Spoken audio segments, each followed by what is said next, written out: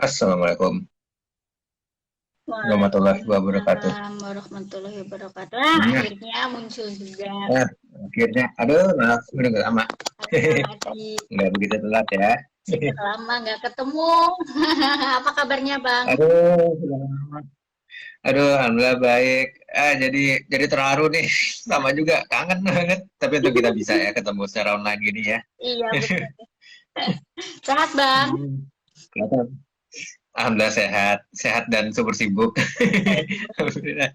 Keren banget. Word word of apa? Wings. Word Wing of over, word yang kembali ke ada wordnya, wing ada over. wordnya. Itu di Depok, Bang, apa di Jakarta? eh ya pusatnya sih di Tangerang Selatan ya berarti tempat tinggal ya atau Jakarta dan sekitarnya. Tapi apa sebetulnya sih karena teknologi sekarang sudah canggih ya, sudah bisa online ya. Jadi insya Allah bisa ngurus. Bukan bisa, memang apa lebih banyak ngurus seluruh Indonesia ya. Mas, Kayak sekarang belakangan alhamdulillah lagi mengurus salah satu mahasiswi pariwisata dari Trisakti, tapi beliau sendiri tinggal di Nusa Tenggara Timur. so Ini Indonesia berarti ya, Bang ya. uh, Keren banget. betul, baru saja dengan tema dan topik hari ini ya menyangkut teori itu tadi banget baru baca soal teori apa poverty alleviation ya. Jadi apa pencegahan kemiskinan ya di Hmm, cara mencegah kemiskinan. jurusan apa, Bang? Pariwisata, Oh, pariwisata. Oh iya. Kita pariwisata. saksi ya. Oke. Buat teman-teman yang belum kenal, ini teman saya, Bang Adi. Dia cara baca bukunya keren banget. Jadi sehari itu bisa baca buku banyak dan ngerangkum banyak itu loh. Itu yang saya sangat kagumi sama Bang Ardi. Nah, Abang itu kan kalau baca itu kayaknya cepet banget ya. Kita kan kalau kuliah dulu sampai beratus-ratus halaman gitu kan. Dan itu nggak cuma satu buku Iya, dalam betul, satu hari. Boleh tahu nggak sih Bang kalau betul. baca cepetnya tuh gimana sih? Kalau novel oke lah ya, aku bisa novel sehari satu gitu. Tapi kalau ilmiah yang Iya, udah mikir kayaknya aduh males deh gitu. betul, betul. Iya. Nah, jadi sebelumnya saya mau kasih tahu dulu apa kabar buruk sama kabar baik ya. Jadi kabar buruk dulu kali ya, Boleh? mengenai mengenai apa sih yang dimaksud dengan teori gitu kan ya. Nah, jadi apa kita sebelum beranjak ke bagaimana sih cara membaca cepat dan segala macam ya. Nah, lebih baik kita pahami dulu apa sih makhluk yang bernama teori ini ya nggak sih? Hmm. Jadi definisinya itu apa, pengertiannya gitu kan, mengapa sih dia itu harus ada gitu kan ya. Oke, ini sebelumnya kita jawab dulu masing-masing salam ya. Aduh, Waalaikumsalam warahmatullahi wabarakatuh. Ini terima kasih atas semuanya sudah bergabung. Aduh, apa, baik dari Bunda Catering, dari Baca ya. siapa ini, Febri, apa teman angkatan saya dari Antropologi satu dulu, dan Arif teman SMP, sama tim Permata itu kakak saya. Oh, Ya, dan ya Mbak Umi silakan selamat bergabung. Terima kasih. Nah, oke kita pahami dulu teori itu apa sih gitu kan. Jadi pada dasarnya teori itu adalah sekumpulan dari konsep ya. Jadi konsep ini artinya kata kunci yang memiliki segudang informasi dan pengertian. Ibaratnya gitulah. Jadi informasi, penamaan, serta hal-hal yang bermanfaat, hal-hal yang sebetulnya berguna untuk diketahui itu ada di situ semua gitu kan. Dan dia itu memiliki tiga alat ukur, Windy. Jadi apa yang pertama adalah ontologi, yaitu mempertanyakan hakikat mengenai apa gitu kan. Jadi apa yang dimaksud dengan X misalnya begitu kan. Nah kemudian apa yang dimaksud dengan apa misalnya tadi itu ya poverty alleviation ya gitu kan. Nah gitu. Nah kita bisa jawab itu definisinya baik secara umum maupun secara luas gitu kan. Nah kemudian langkah yang selanjutnya adalah epistemologi yang artinya memberikan kategorisasi, memberikan ciri-ciri, memberikan kredo, memberikan karakteristik, elemen, dan segala macam sama saja ya, unsur-unsur gitu kan setelah kita membabak pengertian yang tadi itu ya, gitu kan. Nah, kemudian yang alasan tahap yang terakhir ialah yang disebut dengan aksiologis. yaitu manfaat atau azas guna dari kedua langkah yang telah kita lakukan barusan gitu dalam berteori ya gitu kan. Jadi teori itu ada manfaatnya, entah itu dia bisa dipraktikkan dan garis miring atau dikritisi lebih lanjut supaya kekurangan yang ada di sebelumnya itu, di teori sebelumnya itu bisa kita perbaiki di masa depan gitu kan, terutama di penelitian kita selanjutnya gitu kan. Nah itu dalam tanda kutip mengapa ini kabar buruk. Pertama ini penjelasannya terlalu kaku gitu kan, terlalu akademik ya gitu kan, seperti yang Windy dan teman-teman rasakan ya Ya, gitu kan, tapi memang begitu penjelasannya gitu kan. Dan nomor dua, ini dikutip langsung oleh salah satu dosen filsafat kita ya yang bernama Johannes van der Hayon. Kemudian beliau sendiri mendapatkan informasi ini dari Fuzise teori dari Aristoteles gitu. Jadi pertama kali kita mengetahui apa yang dimaksud dengan teori ini sebetulnya dari Aristoteles, tapi ini dari rangka ilmu filsafat gitu. Walaupun sebetulnya dari masing-masing latar belakang keilmuan itu bisa jadi perdebatan loh, Mbak Windy. Jadi maksudnya kalau dari sosiolog mungkin dari bapaknya, dari Auguste Comte gitu kan. Kalau dari bahasa Indonesia gitu kan, sastra Indonesia mungkin dari Profesor Goris Kraf gitu kan, mengenai teori tentang kesusastraan gitu kan, dan segala macam gitu kan. Nah, itu ibaratnya gitu. Jadi kabar buruknya itu dan kabar buruk yang satu lagi ialah teori ini berasal dari hal-hal yang mohon maaf ya buruk atau setidak-tidaknya let's say about this bermasalah gitu kan, problematic. Itu teori itu masalahnya itu dari situ. Jadi nggak mungkin ada teori kalau masalah itu tidak akan terjadi, Windy. Jadi itu yang kemudian bisa kita ini bisa kita lanjutkan.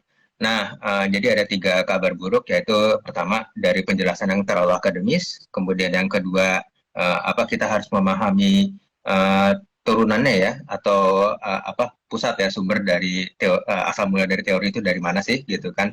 Yang ketiga bahwa teori itu sebetulnya berasal dari hal yang bermasalah gitu. Nah ini yang mengerikan nih gitu. Nah ya enggak Pak Ubed gitu. Ya ini Prof Ubed ini Pak Ubed ini salah satu teman sahabat dekat dari saya S1 juga, sama seperti Febri tadi, Windy.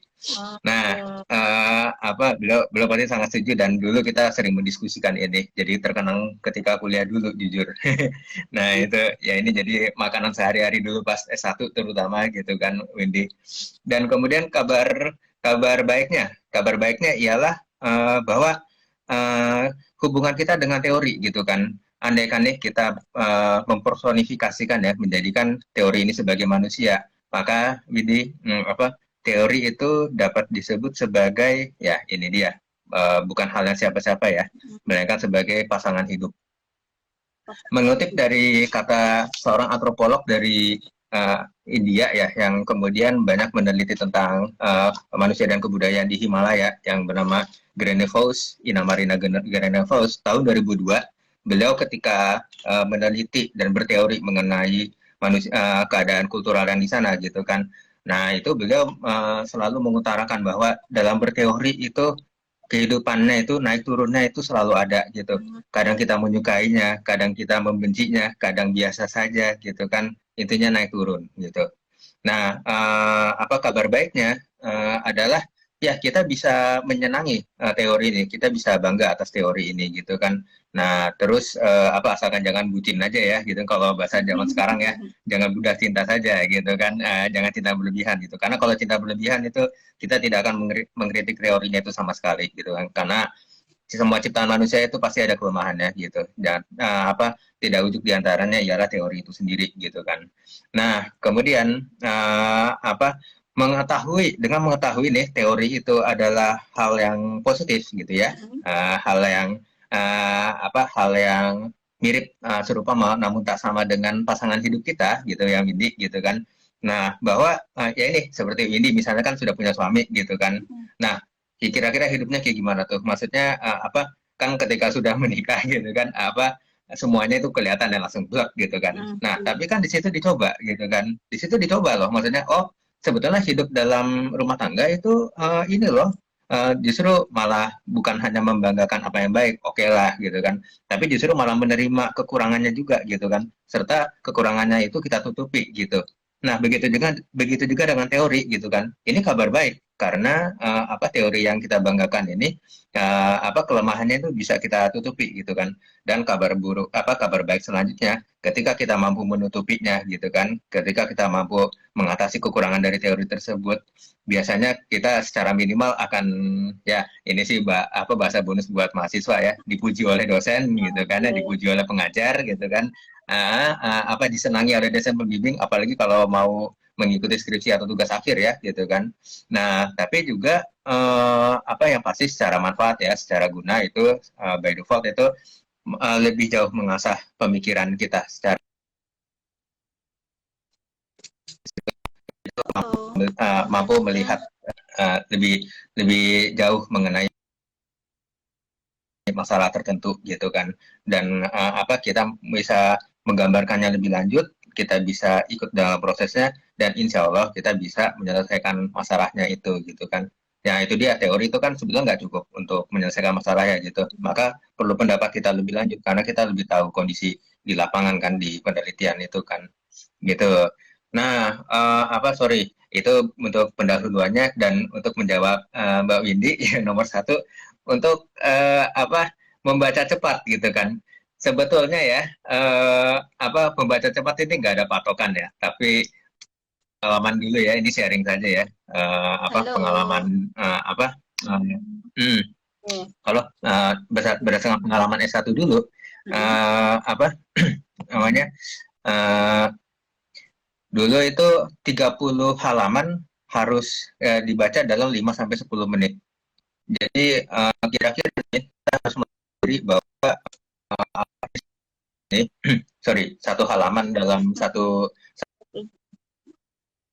buku teori itu satu halaman ya itu harus dibaca paling lambat 3 menit itu patokannya. Jadi kalau bikin aja pertama-tama stopwatch dulu kan. Jadi apa kalau di dalam satu halaman itu apa kita masih lewat dari 3 menit, artinya kita masih lambat. Artinya kita masih harus mengimprove apa bacaan kita gitu kan. Nah, apa untuk teman-teman yang ada di berlatar belakang sastra gitu kan, apa teman-teman bisa sharing nih, sharing tips sebetulnya. Maksudnya tentang bagaimana cara menangkap gagasan pokok atau inti paragraf gitu kan. Nah itu mengapa itu penting? Karena itu sebetulnya yang apa menyebabkan kita bisa berkemampuan membaca cepat gitu. Itu kan sebetulnya teknik apa skimming, scanning itu kan sebetulnya dari situ tuh. Yang penting kita mampu apa secara cepat menyadur informasi pertama gagasan pokoknya gitu kan gagasan utamanya yang kedua misalnya kalau mau secara tambahan gitu kan ada hal yang detail mengenai apa yang dicari misalnya tugas kuliahnya itu mencari A gitu kan nah apa ada satu buku teorinya ini tentang A B C gitu kan nah tentu saja yang harus kita baca adalah yang bagian A-nya saja jadi B sama C itu bisa kita tak acuhkan terlebih dahulu gitu jadi apa jadi gitu ya Windy apa secara praktis apa coba teman-teman ya sebetulnya saya juga sih gitu kan melatih diri agar apa satu halaman itu dibaca paling cepat apa paling lambat itu 3 menit atau senggangannya dalam waktu dalam 30 halaman kita bisa membaca paling lambat 10 menit gitu. Bisa lebih cepat, bisa lebih baik begitu. Satu halaman paling lambat berapa? 3 menit. 3 menit. Oke. 3 menit ya itu selambat-lambatnya ya Oke, bentar bang, tadi jatuh. nanti kalau sudah biasa bisa semenit semenit tuh hebat itu Udah lama 1 menit ya? jadi makanya perlu dibiasakan ya perlu dibiasakan saja gitu kan. Oke. Mm-mm. Jadi intinya kita nyari gagasan Itu pokoknya sama hal detail yang dicari topiknya. Misalnya hari ini materinya tentang antropologi budaya gitu kan. Biar tahu apa itu antropologi budaya. boleh Jadi yang hal mengenai antropologi ya. budaya itu yang dibaca detail ya. Jadi nggak usah yang lainnya yang kayak tentang Mm-mm. agama, tentang folklore itu di skip dulu aja, Ya bang ya. Itu ya di skip dulu ya betul. baca daftar isi. Kalau dari Prof. Afi dulu ya kalau nggak salah, kita baca daftar isinya Mhm. dulu, baca indeks sama pendahuluan. Gitu Bang. Ya bisa betul itu apa cara formal ya kalau Bang Ardi sendiri sih, kalau saya sendiri itu apa langsung baca daftar isinya, kalau nggak langsung baca baca indeksnya. Oh, Jadi apalagi kalau tugas kuliahnya ternyata langsung menanyakan konsep gitu kan. hmm. Kayak tadi itu, apa yang dimaksud dengan misalnya salah satu konsep antropologi budaya itu artifak misalnya gitu kan. Apa yang dimaksud dengan artifak? Wah, kita langsung nyari nyari di belakangnya kan, di indeks itu kan apa artifak kan gitu kan. Nah, ada dua teknis tuh, Widi gitu kan. Ini teknis banget ya. Jadi mungkin nih, mungkin apa ada yang secara literal gitu kan. Literal. Halo Bang, sepertinya sinyalnya bermasalah.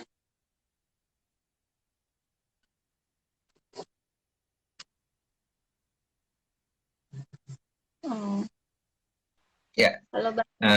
apa jadi apa misalnya artefak secara umum, Mm-mm. artefak klasifikasi kan banyak kan gitu ya, artefak definisi. Berhubung nih kita mencari apa tugas kuliahnya itu mencari tahu apa yang dimaksud dengan artefak gitu, maka kita harus membaca artefak definisi gitu kan. Hmm, Misalnya halaman 32, ya udah kita langsung membuka halaman 32 gitu. Dan kita tinggal fokus di kalimat-kalimat yang menjelaskan tentang definisi artefak itu sendiri gitu kan. Dan ya, kita dapat melakukannya kurang dari 1 menit, teman-teman. Sekali lagi kalau cepat dan sudah biasa ya. Karena kan benar. waktu untuk kita hidup itu kan gak cuma belajar saja ya teman-teman, ya, nggak apa-apa gitu kan. Ya maksudnya 2 jam maksimal belajar saja itu setelah 2 jam itu kan juga konsentrasi juga sudah lepas kan gitu. Jadi Bang. lebih baik kita manfaatkan waktu secara efektif dan efisien. Begitu sih. Oke, tadi mungkin sinyalnya keputus Bang. Satunya literal, satu lagi Ya, apa literal satu lagi definitif. definitif. Jadi kalau yang literal itu apa ya tadi itu ya menanyakan secara terukur, secara pasti apa yang dimaksud dengan apa gitu kan. Nah kalau yang definitif itu biasanya lebih dari itu yang ditanyakan. Nah yang kalau yang lebih dari itu biasanya akan lebih PR sih dan tugasnya biasanya akan lebih banyak juga gitu. Nah Hmm, tapi ya itu tadi misalnya itu 30 halaman gitu kan. Ya coba teman-teman baca gitu kan. Apa 30 halaman itu dalam waktu kurang dari 10 menit gitu kan. Dan mungkin teman-teman juga akan mikir, oh iya ya benar juga ya. Dikasih baca 30 menit, 2 jam aja nggak kelar. Nah, benar itu Bang. ya ya nggak apa-apa. Apa jadi kita sadarkan, oh iya apa ternyata baca itu nggak boleh lama-lama ya gitu kan. Mm-mm, Nah, memang begitu. oke. Jadi dari memang ketika dulu masih balita apa membaca itu memang nggak mungkin ya gitu kan. Maksudnya paling cuma bisa baca alfabet gitu kan. Masih apa ukuran TK gitu kan atau baru masuk SD gitu ya.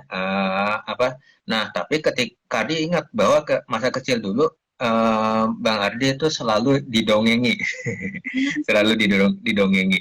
Jadi misalnya ke nenek gitu kan, ke nenek-nenek dua-duanya ya, maksudnya kan ada oma itu maksudnya mamanya mama gitu kan, sama apa eyang ya, eyang itu ibunya ibunya ayah ya gitu kan, ibunya Dedi.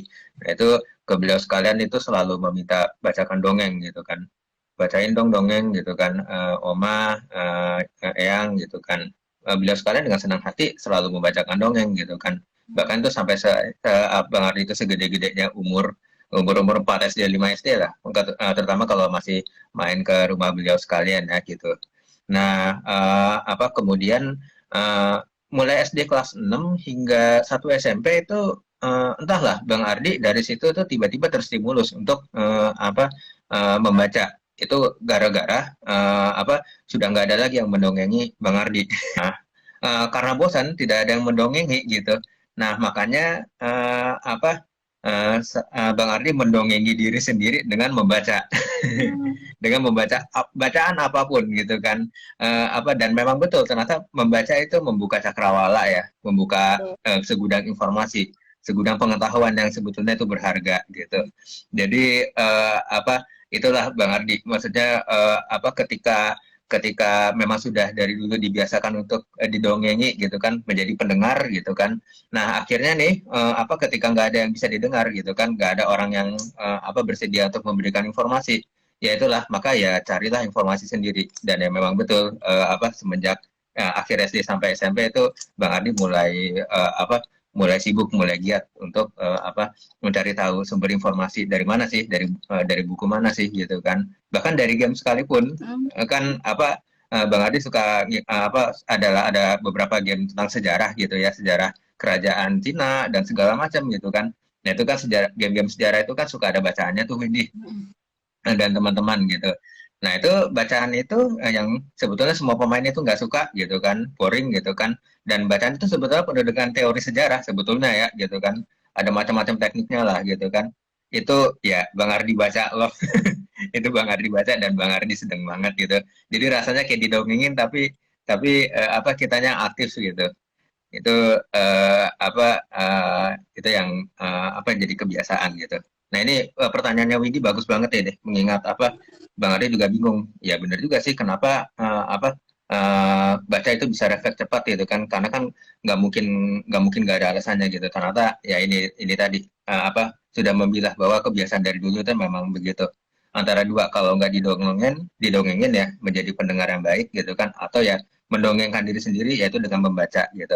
Makanya membaca dan menulis, menulis dan membaca itu memang menjadi dua kegiatan yang tidak pernah bisa dipisahkan ya Windy. Mengingat Windy kan juga menyenangi kegiatan membaca ya, membaca dan menulis ya gitu kan.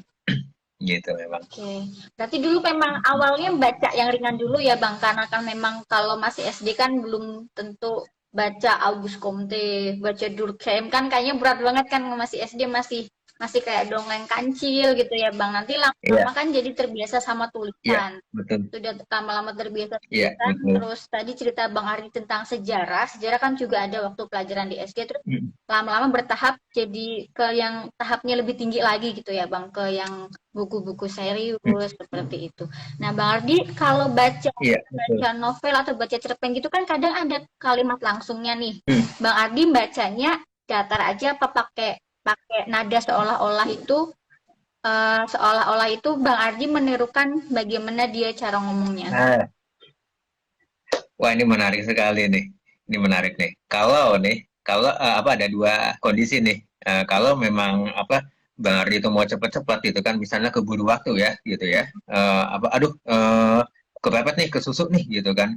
Nah biasanya Bang Ardi akan membaca sekilasnya aja, maksudnya secepat mungkin ya, gitu kan. Yang penting tahu inti ceritanya, gitu kan. Nah atau yang kedua, kalau memang apa mau baca detail, mau baca dengan meresapi ya, menghayati gitu kan.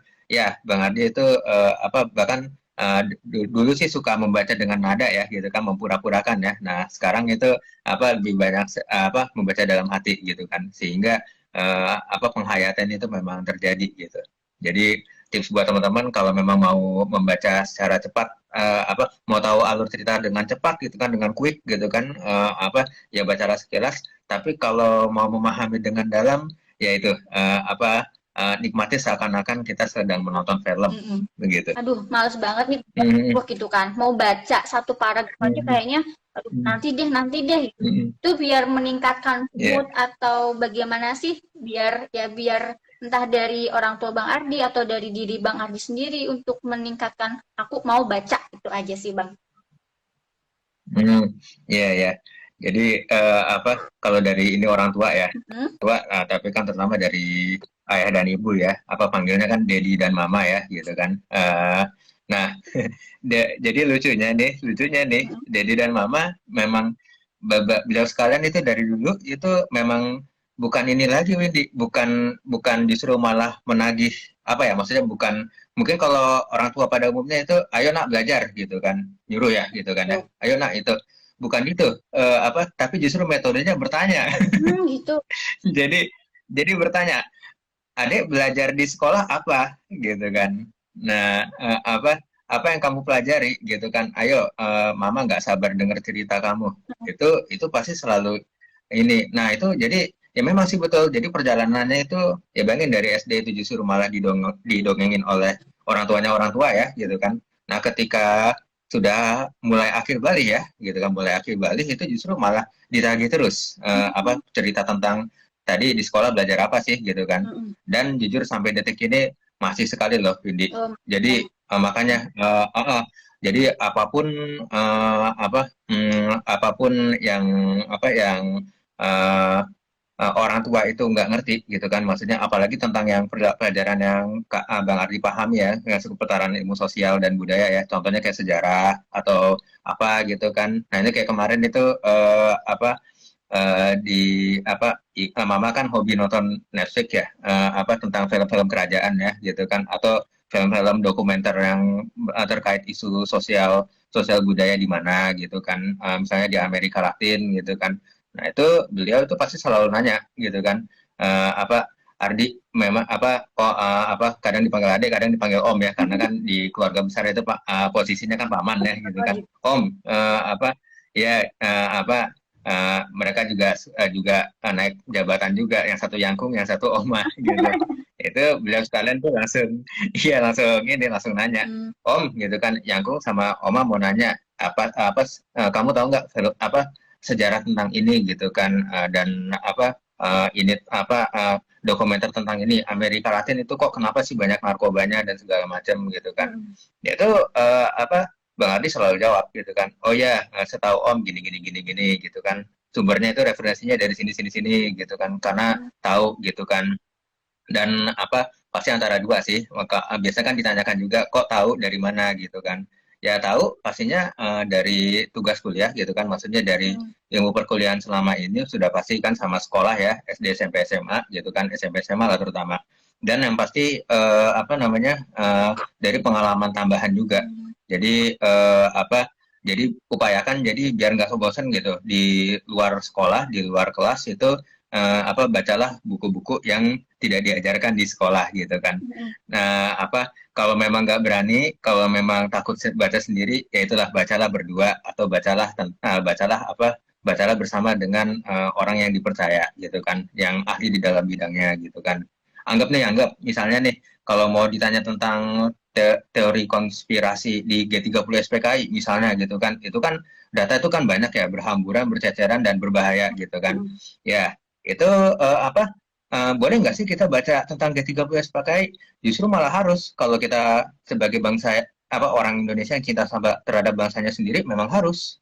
Tapi apa kalau memang kita khawatir gitu kan, kita khawatir tentang konspirasinya dan segala macam benar apa tidak, memang sih kita harus bertanya ke orang yang ini, orang yang ahli di bidang itu, ahli sejarahnya mungkin gitu kan, atau penulis bukunya itu kalau memang bisa ditemukan ya gitu kan, apa bisa bertemu dengan penulisnya ya gitu. Tadi Windy juga bertanya mengenai kelelahan, keletihan.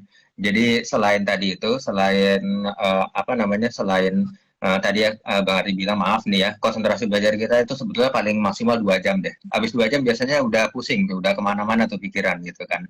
Nah, Bang Ardi apa menyarankan tuh ke teman-teman, ke kita semua ya, termasuk ke diri sendiri sih ya, bahwa belajarlah dengan teknik Kaizen. Itu teknik Jepang ya gitu ya. Kaizen, Kaizen. Jadi Kaizen, Kaizen. Zen. Iya. Itu Bang Kaizen. Artinya sedikit demi sedikit lama-lama jadi bukit. Jadi apa kita tabung dulu. Misalnya nih hari ini kita cuma bisa belajar tentang teori 5 menit gitu kan. Apa nggak apa-apa 5 menit dulu. Seminggu ini kita latih. Pokoknya 5 menit kita baca tentang teori, baca.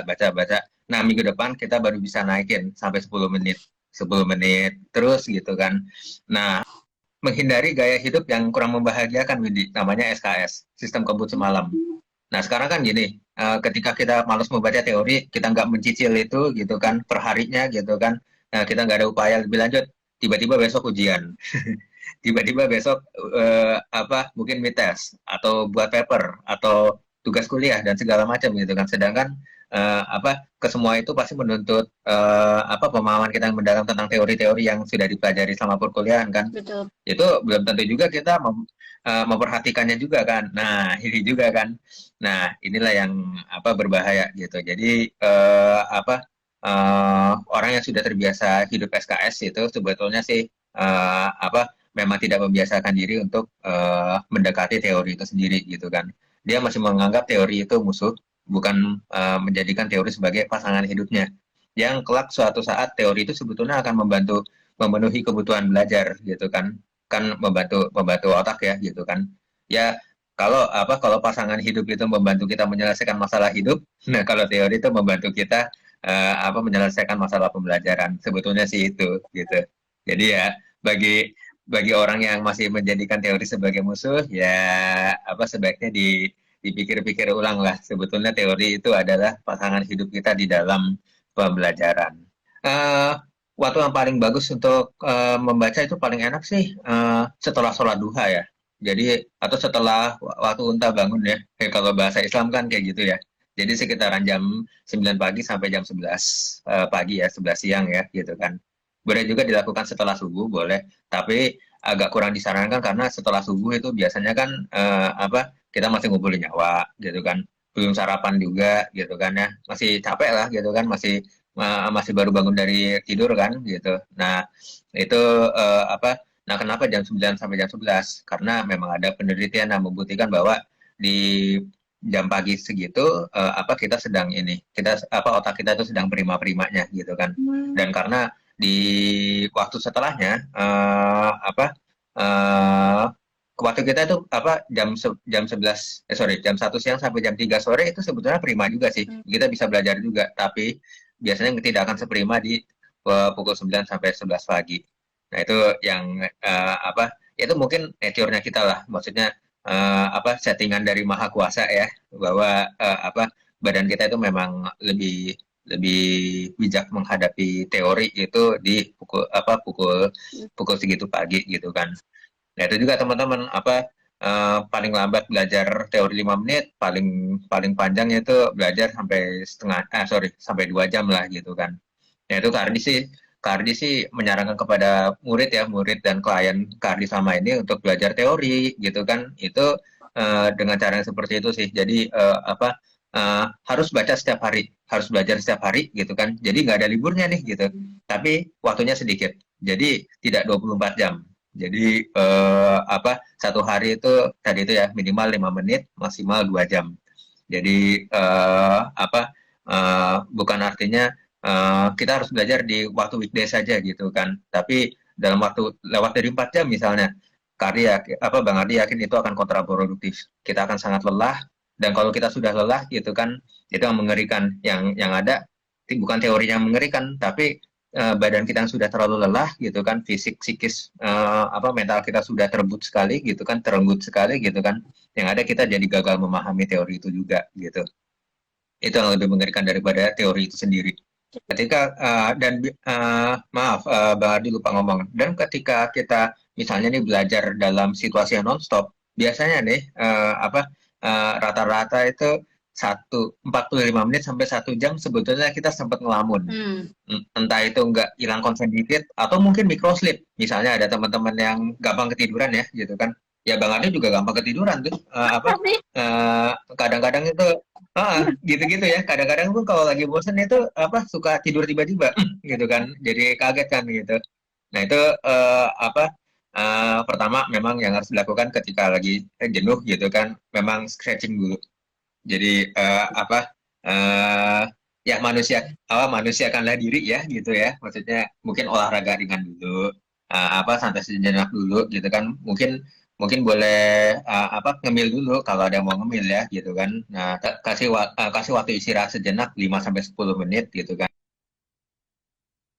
Nah, kalau sudah segar gitu kan, jadi ya jangan lanjut main. Nah, ini dia yang salah juga nih. Kalau memang masih mau belajar hingga memaksimalkan waktu 2 jam gitu kan, lanjut dulu belajar gitu. Nah, setelah selesai belajar baru boleh main gitu kan. Nah, untuk bacaan non ilmiah ya seperti novel atau cerpen gitu kan, ya Bang Adi sendiri sih karena itu bacanya ringan ya, tidak tidak ini ya, tidak membatasi waktunya berarti ya gitu. Tapi kembali lagi bahwa kita paham nih sekarang bahwa pagi-pagi itu memang waktu yang prima ya, paling prima untuk membaca teori gitu kan. Nah, apalagi membaca hal-hal yang lebih ringan kayak gitu ya, non ilmiah ya gitu. Tapi karena non ilmiah itu ringan gitu, maka cenderung lebih ringan ya, maka kita bisa membacanya di lain waktu selain itu gitu. Tapi yang paling pasti itu juga sama gitu. Ingat bahwa yang terpenting dari membaca teori atau sebetulnya secara umum membaca semuanya ialah keprimaan badan kita. Jadi jangan sampai badan kita nggak prima juga gitu kan.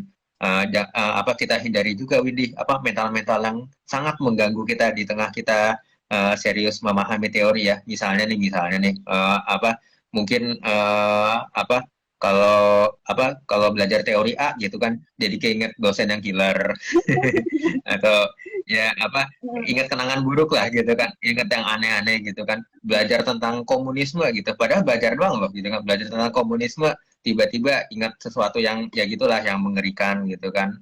Nah, karena kan goal kita belajar teori bukan itu, bukan bukan apa kita belajar teori bukan untuk membalas dendam, maaf ya gitu kan, kita membaca teori itu bukan untuk apa menuangkan amarah, bukan sama sekali. Kita membaca teori itu justru ya tadi itu untuk menyelesaikan masalah serta mengantisipasi kekurangan dari teori itu sendiri gitu kan, sehingga apa pikiran kita itu tetap kritis gitu kan.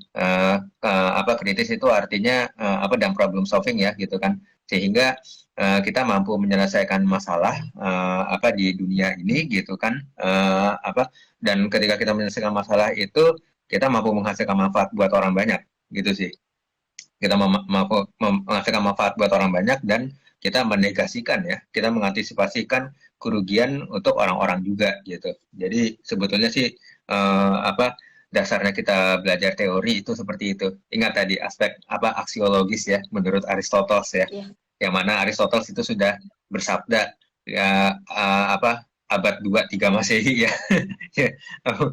Sedangkan sekarang kan udah abad ke-20 ya. Iya, Sudah benar. uh, berbelas-belasan lama abad lamanya gitu. Padat itu waktu yang terlalu padat itu apa justru malah mengekang ya, kemerdekaan peserta didiknya untuk mengeksplorasi lebih jauh lagi ilmu mana yang mau mereka pahami gitu kan. Ya ini Bang Ardi pun juga bingung kok kan apa kan waktu itu kan memang terbatas dan apa ya kita kan apa sebetulnya itu enggak uh, nah udah gitu semua catatan pelajaran maupun kuliah itu, nah ini dia nih ini yang jadi masalah ya, teman-teman. Apa belum tentu juga kita rasakan manfaatnya ketika praktik di tempat kerja kita. Finlandia ya sebagai negara yang paling maju pendidikannya itu justru malah peserta didiknya itu kan memiliki jam belajar sedikit sekali. Dari rentang SD sampai kuliah itu kan mereka rentang belajarnya itu cuma 4 jam saja per hari. Sisanya itu memang mereka mengeksplorasi diri di masyarakat gitu. Entah mereka mau belajar lanjut gitu kan, entah mereka mau praktik gitu kan, terserah mereka gitu kan. Ya ini Bang Ardi bingung lah, mungkin sistem pendidikan kita itu memang terlalu khawatir ya, apa sehingga terlalu mengekang ini kita ya, apa peserta didik kita ya untuk belajar teori yang apa bahkan bisa apa bisa di luar kemauannya dia, tapi kan bisa mana kita tahu ternyata teori itu menarik minat si peserta didiknya kan. Terkait tentang membaca dan ada kesusahan membaca gitu kan. Kan kita tidak mungkin apa ya, ada ilmu baru itu tidak mungkin baca sekali langsung paham gitu. Pasti ada sesuatu yang kayak ini tuh apa sih artinya gitu kan. Itu pernah nggak Bang Ardi ngalamin kayak misalnya untuk memahami misalnya tentang antropologi linguistik gitu. Misalnya dari buku si A, ini kok kayaknya nggak enak dibaca gitu kan, atau pokoknya aku nggak bener-bener kesusahan, nggak paham gitu. Pernah ngalamin gitu nggak Bang? Terus caranya Bang Ardi untuk biar paham ini tulisan maksudnya apa gimana Bang? Ya, itu pengalaman itu sudah ribuan kali. pengalaman, pengalaman itu sudah ribuan. Pasti pengalaman kembali lagi ya, yang apa yang sedang berbicara nih bersama host hari ini adalah manusia juga yang juga tidak terlepas punya kekurangan juga di masa masa lalunya dulu pun sempat sekali selalu kerepotan dalam memahami teori gitu kan. Walaupun suka ya, walaupun suka sama teorinya ya gitu kan. Walaupun sepertinya sudah apa sudah mulai menarik minat ya untuk apa oh ini teorinya bagus nih gitu kan, kayaknya bisa buat jadi skripsi nanti misalnya gitu kan. Nah, jadi ya pernah satu kali pengalaman apa Bang Ardi baca satu halaman tentang teori gitu kan, tentang modernization apa dari ini ya dari Zygmunt Bauman ya gitu. Itu salah satu teori tersulit yang pernah Bang Ardi baca, antropolog juga tapi luar biasa susahnya gitu kan. Nah, itu apa satu halaman saja itu jangankan 10 menit, 20 menit. Wah, terus-terus 4 jam kemudian itu Bang Ardi baca terus apa diulang-ulang nggak paham, dan Bang Ardi sampai menitikan air mata Hmm. gara-gara nggak paham. Sedih sekali rasanya gitu kan. Nah, sampai akhirnya Bang Ardi konsul ke pertama-tama ke teman sebaya dulu yang bisa diajak diskusi. Nah, contohnya kayak apa tadi nih Bang Pepi, terus Pak Ubed itu seperti beliau sekalian ya gitu kan. Nah, kemudian setelah kurang puas berdiskusi dengan mereka, Bang Ardi tanya ke senior, Hmm. tanya ke senior yang bisa diajak berdiskusi ya gitu kan. Kak tolong dong, punten mohon bantuannya, kakak tahu kan teori ini gitu kan. Jadi dia dia punya pengalaman kan, dia pasti langsung membaca langsung memberitahu sebisanya dia sih ya gitu kan. Oh ya pernah waktu itu kakak bacanya gini gini gini gitu kan, tapi ini sepaham kakak aja ya gitu kan. Selanjutnya kamu coba deh gitu kan. Nah, akhirnya lama-lama mulai meraba gitu kan, walaupun cuma di bawah 50% ya, tetap 40%-an lah gitu kan. Nah, tapi kan rasanya kan pengen total gitu ya, pengen 100% paham gitu kan. Nah, 40%, 60% yang lainnya tuh, itu memang ya, Bang Ardi harus mengakui ya gitu kan, Bang Ardi benar-benar bertanya sepenuhnya ke dosen pengampu, Hmm. mata kuliah. Jadi kebetulan waktu itu dosennya itu ada dua ya, di satu mata kuliah itu yang bahannya itu tadi Bang Ardi bilang sulit gitu. Anggap aja ada A sama ada B gitu kan. Nah yang A ini killer, kayaknya nggak bisa ditanyain gitu kan. Nah terus yang B itu baik nih, baik dan informatif gitu kan ya. Nah ya udah. Nah approach-nya Bang Ardi itu tetap bertanya ke yang B dulu gitu kan. Nah, tanya diskusi gitu kan, sehingga muncul pemahaman sampai 70 dan 80% lah gitu kan ya, sekitaran itu gitu kan. Nah, sisa 20%-nya ini dia teman-teman. Hmm. Sisa 20%-nya itu dosen A itu yang tahu tuh, dosen yang killer gitu kan. Hmm. Mm-mm. Nah, akhirnya Bang Ardi me- memberanikan diri ya untuk bertanya, walaupun rasanya takut banget itu kan. Akhirnya nanya kan, langsung nanya ke Pak gitu kan, Pak A gitu kan, maaf ini gitu kan. Nah, terus ya, bahkan sebelum mau nanya gitu kan, malah udah nggak udah disambut dengan hal yang tidak meriah sama sekali. Langsung ditanya, mau apa kamu? langsung dikira, aduh ini dosen kok gini gitu kan.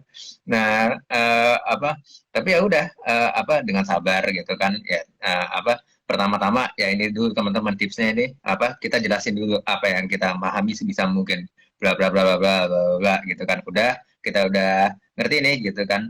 Ya udah nah terus si dosen A-nya ini bilang, si Pak A-nya ini oh ya pemahaman kamu sih bagus gitu kan, gini-gini. Akhirnya ya, ngomong juga, oh ternyata ramah juga si Pak A ini gitu kan. Nah tapi setelah itu memang menghina terus sih isinya kan. Tapi ini kamu salahnya masih di sini, ini kamu ini dasar bodoh gini gini gini gini gini gini gini, waduh gitu kan. Nah sambil dicaci itu sebetulnya catatan yang bagus tuh. Ini seharusnya kamu ini gini, seharusnya pemikirannya ini bla bla bla bla bla gitu kan. Waduh gitu kan. Nah itu sambil sambil ya nitikin air mata juga gitu kan, aduh gitu kan, tapi sambil nyatet juga gitu kan, aduh. Nah itu juga juga jangan mewek teman-teman, maksudnya kalau ini ketemu dosen killer atau guru killer gitu kan, nangis itu boleh gitu kan, tapi harus sambil nyatet gitu kan. Nggak apa-apa ngeringis gitu, nggak apa-apa ih gitu kan, kesel gitu kan sama dosen atau guru ini gitu kan, tapi yakin bahwa guru sama dosen ini sebetulnya punya satu kebaikan yang nggak boleh kita lupain loh, yaitu tetap mau memberikan jasanya untuk membantu kita memahami teori yang susah itu sebetulnya loh gitu kan. Kalau kita dulu banyak banget buku bahasa Inggris ya. Kalau bahasa Indonesia Ya, mungkin saya bacanya karena dulu terlatih untuk membaca banyak gitu kan ya, karena yang tadi Bang Ardi cerita satu halaman 3 menit, dulu saya tuh baca satu halaman pasti 10 menit, paling cepat 10 menit. Ya karena lama-lama ya, ya, nggak apa-apa. Ya. terus lama-lama terbiasa, jadi tahu penting dan tidak penting. Dan dulu juga sempat cerita, Bang Ardi gimana sih caranya biar baca cepat gitu kan. Waktu itu kita sempat kelompokkan Hmm. ya, yang tentang fetisme ya kalau nggak salah. Ingat nggak? Ya, ya, kadisem. Betul. Tentang pemberhalaan. Ya, ya. Hmm. Nah, terus itu kan Hmm. buku-buku kita kebanyakan bahasa Inggris ya. Nah, buat teman-teman juga Ya. mungkin nanti yang mau cari jurnal atau cari referensi yang berbahasa Inggris, atau bahkan suatu saat diwajibkan membaca buku berbahasa Inggris dari dosennya. Nah, itu kan yang paling enggak kan kita harus tahu artinya dulu. arti bahasa Inggris Iya. berbahasa Indonesia gitu kan. Nah, kan tidak semua Hmm. orang itu bisa berbahasa Inggris dengan baik gitu kan. Misalnya satu kalimat itu kita cuma tahu dua dua kata aja nih artinya, yang lainnya tuh kita nggak ngerti. Nah, entah dari pengalamannya Bang Arti Hmm. atau ada tips kah untuk yang buat teman-teman yang memang kekurangan bahasa Inggris, entah artinya, apalagi maknanya gitu Bang. Ya, tuh, tuh. Ya, apa, kalau dari diri sendiri ya, memang apa, kita harus buka dua buku dulu gitu. Buku Kamus Indonesia ke Inggris sama buku Inggris ke Inggris atau Thesaurus. Hmm. Nah, teman-teman yang sudah punya Thesaurus ya, ya sebetulnya kita bisa pakai itu di Google Translate ya gitu. Sebetulnya Google Translate itu bisa kita pakai loh teman-teman. Tapi Google Translate itu bukan menerjemahkan seluruh seluruh bacaan ya gitu. Tapi melainkan menerjemahkan per kata gitu. Jadi apa, dari situ kita sebetulnya akan mencari tahu sinonim ya. Sinonim apa, level-level sinonim yang dari yang familiar sampai ke unfamiliar itu ada tuh di situ gitu. Jadi apa, misalnya apa, konsep tentang apa, wise gitu kan. Wise itu kan bijak ya gitu kan. Nah, sinonimnya itu kan macam-macam tuh gitu kan. Bisa jadi sinonimnya itu apa, kind, baik gitu kan. Bisa jadi sinonimnya itu apa, adil, jadi kan justice gitu kan. Terus bisa jadi sinonim yang lain itu apa, yang solutif ya tadi itu ya, apa, kritis dan apa, mampu menghadirkan solusi ya gitu. Namanya Segesius gitu kan. Nah itu apa, itu Bang Ardi itu nurut itu dari yang paling familiar sampai yang apa, unfamiliar. Itu kan Segesius itu kan apa, ini banget ya, apa, kosakata dari mana tuh gitu kan. Nah, itulah yang menyebabkan apa, faktor mengapa tulisan ilmiah itu susah untuk dipahami karena mereka sering memakai kosakata yang lebih banyak unfamiliar itu, Windy dan teman-teman. Nah, itu dia gitu. Jadi apa, untuk pemula boleh lah memakai kamus bahasa Inggris ke apa, Indonesia ke Inggris gitu kan. Tapi ketika sudah biasa gitu kan, sebisa mungkin sih pakai thesaurus saja. Jadi apa, karena banyak juga nih kata-kata di bahasa Indonesia yang apa, tidak dapat menerjemahkannya secara harafiah untuk penerjemahan bahasa Inggris gitu. Jadi ya satu-satunya kata untuk itu kan ya apa, penerjemahan itu ya bahasa Inggris kan. Jadi ya penerjemahannya tuh Inggris ke Inggris gitu. Itu awalnya awalnya Bang Ardi juga kesusahan. Hmm. Awalnya Bang Ardi itu juga text time ya gitu kan, banyak memakan waktu untuk apa, menghadapi ini ya gitu. Tapi apa, setelah biasa gitu kan, setelah dilatih terus-menerus, nah ini dia Kaizen itu terus Bang Ardi kembangkan gitu kan. Belum lagi setiap kali, nah ini nih setiap kali baca setiap kali baca teori gitu kan, Bang Ardi baru keluar kamar gitu kan, orang tua nih ya, faktor orang tua tadi ya, apa, mama terutama kan yang apa, mama bilang kan, apa, kamu kemana aja gitu kan, di kamar aja seharian gitu kan. Di kamar ngapain gitu kan, oh baca teori gitu, baca teori mah gitu kan, iya. Ya itu mama penasaran tuh langsung, apa, kamu baca apa sih gitu kan, apa, terangin dong ke mama gitu kan, penasaran sama sama bacaan kamu gitu kan. Nah itu dengan kita apa namanya, dengan kita membaca teori itu baik-baik gitu kan, apa, memahami lewat dua kamus yang tadi itu ya, bahasa Indonesia ke Inggris sama Inggris ke Inggris gitu kan, dan juga kita menerangkan ke apa, orang yang kita apa, orang yang penasaran sama pelajaran yang kita dapatkan itu, yaitu Bang Ardi yakin sih itu akan semakin terimprove gitu kan. Nah itu awal-awalnya kan kita karena nggak biasa, jadi kan kita nggak tahu nih kosakata apa gitu kan, kita nggak tahu nih miskin nih gitu kan. Nah lama kelamaan kita latihan terus Hmm. kan banyak tuh informasi yang masuk ya, banyak tuh kosakata yang akhirnya oh kita terima juga nih, oh lama-lama makin ngerti juga nih, lama-lama akan paham deh, apalagi kalau penulisnya itu satu orang gitu kan, mau itu dia pakai buku tentang teori A, teori B, teori C, apa, karena kita tahu alur berpikirnya dia, lama-lama kita jadi kebiasaan sendiri gitu kan. Apa, oh ya tahu gitu kan. Apa yang tadi itu misalnya Zygmunt Bauman gitu kan, teori tentang modernitas, jadi udah susah banget. Terus ternyata ada teori yang satu lagi tentang Holocaust gitu kan. Nah ternyata Holocaust itu beda bahasanya aja, tapi ternyata gagasan pokoknya, alur berpikirnya, apa, kosakata yang dikasih itu juga sama-sama juga loh gitu kan. Nah itu ketika kita sudah lega gitu, ketika kita sudah tidak kaget lagi, selamat. Itu artinya kemampuan kita itu sudah berkembang loh dalam memahami teori gitu. Bagaimana Iya. tips dan Mm-mm. trik biar nggak bosen dan bisa menikmati kepusingan Mm-mm. itu, Bang?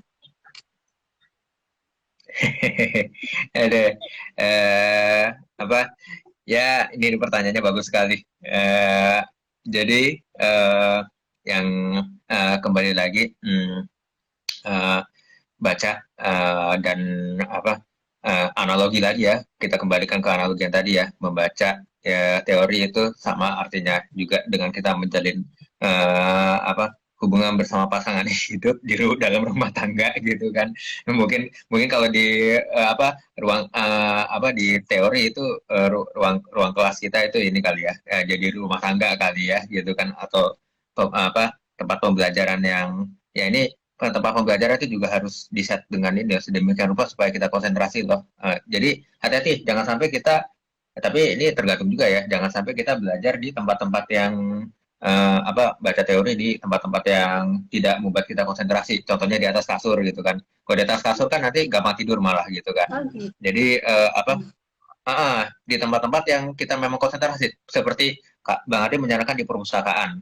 Ini nih kalau situasinya lagi nggak pandemi ya, gitu kan, di perpustakaan, atau mungkin teman-teman yang suka belajar atau nongkrong di kafe, gitu kan, ya kan, suka tuh kafe itu jadi tempat nongkrongan, apa, nggak cuma nongkrong ya, tapi juga buat belajar gitu kan. Kalau memang bisa boleh gitu kan, tapi yang penting kondusif, apa, yang penting silent, tenang gitu kan, dan memang apa namanya, mendukung buat belajar ya gitu kan.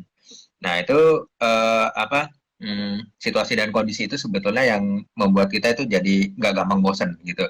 Jadi hati-hati, apa, kalau kalau kita berada di dalam apa, di sekitar lingkungan yang berisik gitu kan, yang nggak kondusif gitu kan, yang nggak mendukung gitu kan. Nah, itu bisa jadi itu jadi faktor faktor yang bikin kita bosan. Maka ya itu, pindahlah ke tempat yang apa, yang sejuk, yang apa, yang kondusif untuk belajar gitu. Tadi itu ya, antara antara kafe atau perusahaan atau tempat yang sepi gitu kan ya.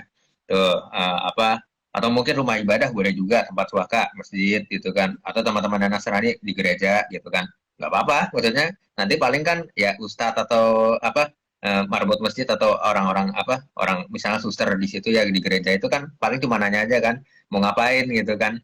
Ya itu apa, kita jawab aja mau belajar gitu kan, pasti kita nggak diapa-apain.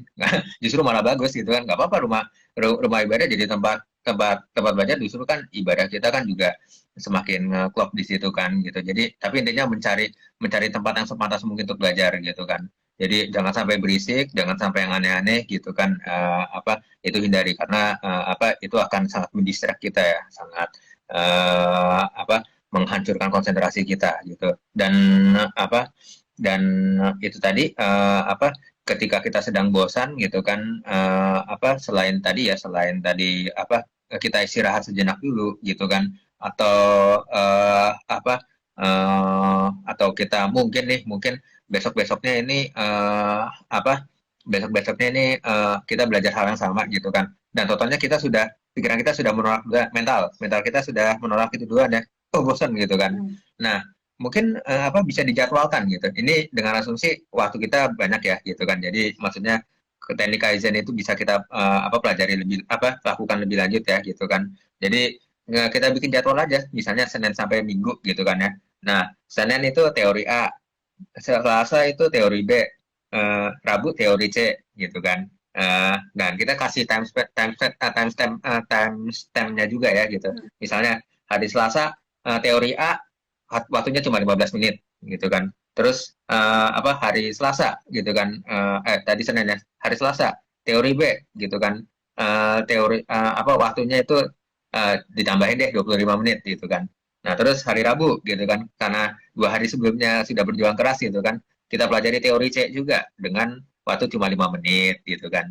Yang kayak gitu-gitu tuh Windy gitu. Jadi apa, mungkin kita bosan, letih, lelah gitu kan, selain karena ya mungkin tadi itu ya, selain fisik dan apa, suasana nggak mendukung gitu kan, juga apa, karena kita sendiri tuh mentalnya juga bosan terhadap hal yang sama gitu kan. Apa, Kardi benar-benar tidak menyarankan sama sekali untuk jangan berprasangka buruk kepada teori yang akan kita pelajari gitu kan. Jadi gini loh, misalnya apa, ya ini kan apa, kejenuhan itu kan juga bisa terjadi gara-gara kita berprasangka buruk duluan kan terhadap teori itu kan ya, gitu kan.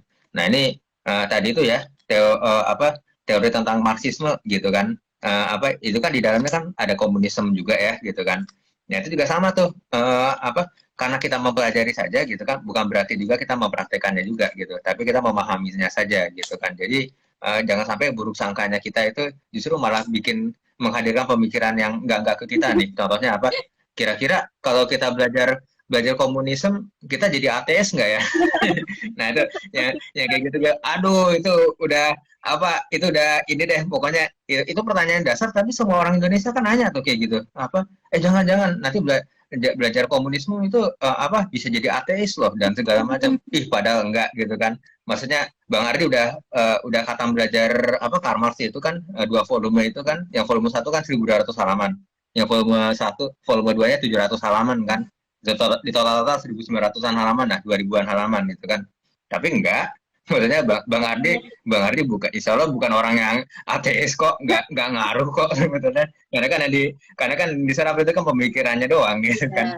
Nah, cara bagi waktu Bang Ardi buat ngegame, baca buku, kerjain tugas, istirahat itu gimana Bang? Oh ya ya ya. Nah Bang Ardi sih menyeimbangkan semuanya ya. Jadi nggak, sudah bukan menyeimbangkan semuanya, tapi yang paling pasti nggak apa-apa ya Bang Ardi, jujur ya. Waktu istirahat itu justru malah yang paling banyak, justru. Jadi terutama tidur. Tidur itu minimal tuh harus 8 jam kalau Bang Ardi ya. Minimal. Karena Bang Ardi itu minimal 8 jam. Karena Bang Ardi itu benar-benar mengutamakan fisik yang prima gitu kan. Benar-benar inilah gitu. Setelah Bang Ardi menyadari loh gitu. Jadi karena Bang Ardi baru sadar nih, dulu pas lagi banyak begadang dan segala macam, ya pikirannya Bang Ardi itu kurang jernih juga gitu. Justru malah jauh lebih jernih ketika istirahat itu terutama waktu tidur itu dilebihkan gitu kan. Nah, kemudian kan 24 jam nih, 24 jam dalam sehari, 8 jam tidur, berarti kan habis waktu berapa tuh? 24 kurang 8. Masih ada waktu 16 jam. 16 jam. Masih ada waktu 16 jam gitu kan. Tadi itu belajar teori gitu kan. Belajar teori itu maksimal 2 jam. Anggap aja pakai 2 jam gitu kan. Nah, terus kemudian mengerjakan tugas itu 2 jam juga gitu kan.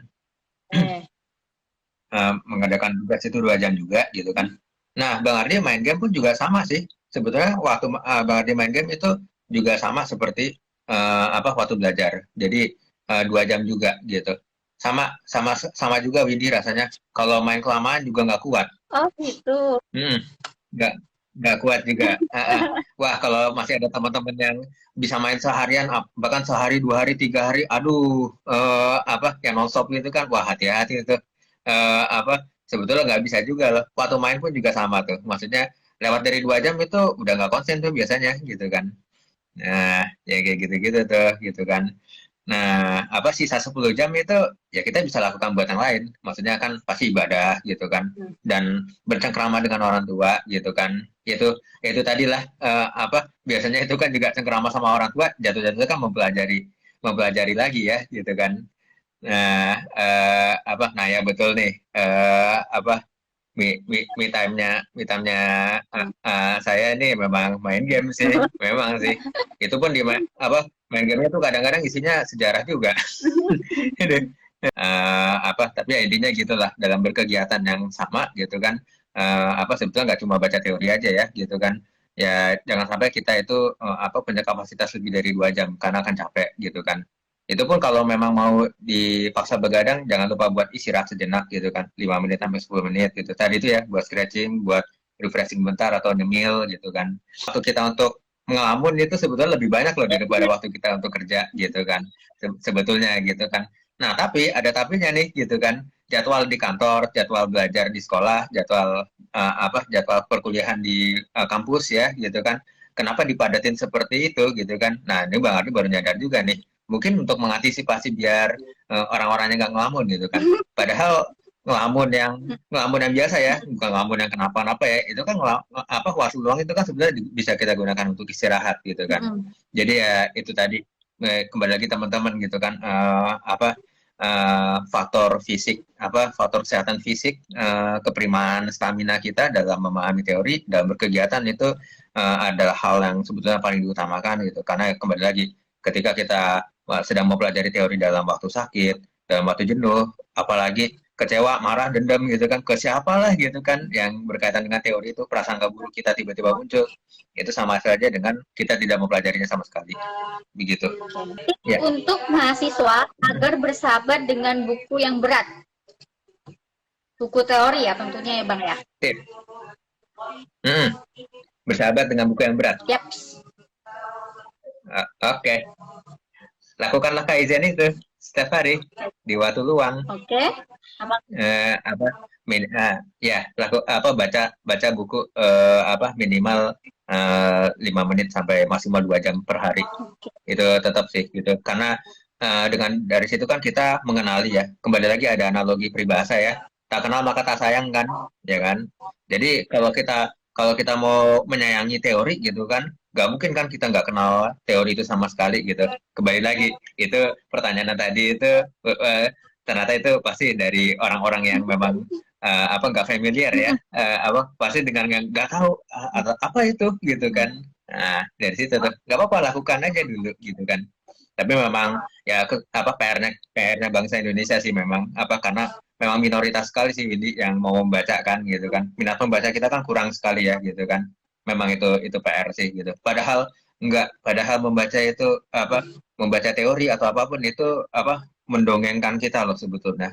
Itu membuka cakrawala pengetahuan loh. Dengan kita dengan kita membaca itu, maka ingatlah kemampuan kita itu akan terimprovisasi dengan betul, sehingga derajat kita nih, derajat kemanusiaan kita akan lebih baik daripada sebelumnya gitu kan.